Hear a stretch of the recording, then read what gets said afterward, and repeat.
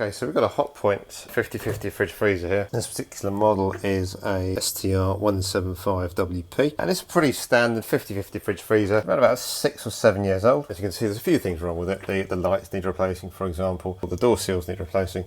Clearly. Okay, so when the freezer, what I found was when I put the new seal on, that this little area here was not actually contacting with the fridge. I could push it and make it contact and the magnet would catch, but then when I let go, the sort of pressure of the door, I think possibly the fact it's all sort of compressed at this end, because that's obviously close to the hinge, means that this is kind of forced away from the body and meant that it just wouldn't close up.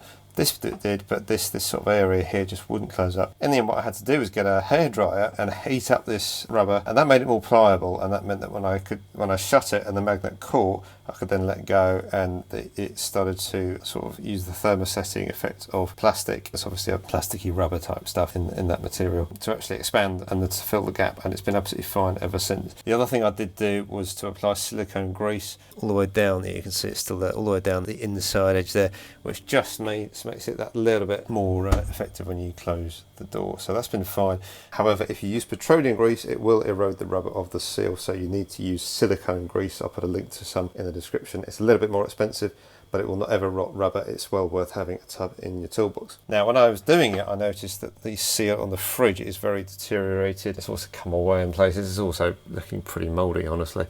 Obviously, it could be cleaned up, but this area here, you can see where the metallic magnet has completely come through the rubber, the surface there. So I'm going to strip that out, put a new one in, clean it up, of course, and obviously sort this sort of fitting, hopefully make it fit well. Check it for seals, use the hairdryer if necessary, put some silicone grease up this side. Hopefully we should have a good seal, so I'll be back in a tick with the next step.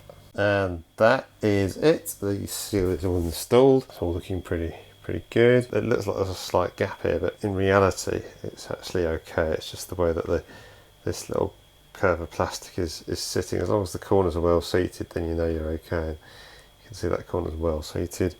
Same with that one there. And over time, the magnet, as long as it's making contact with the rest of the door. So that's it, it's all done. It's all cleaned out inside as well. All ready to put the shelves back in and the food in.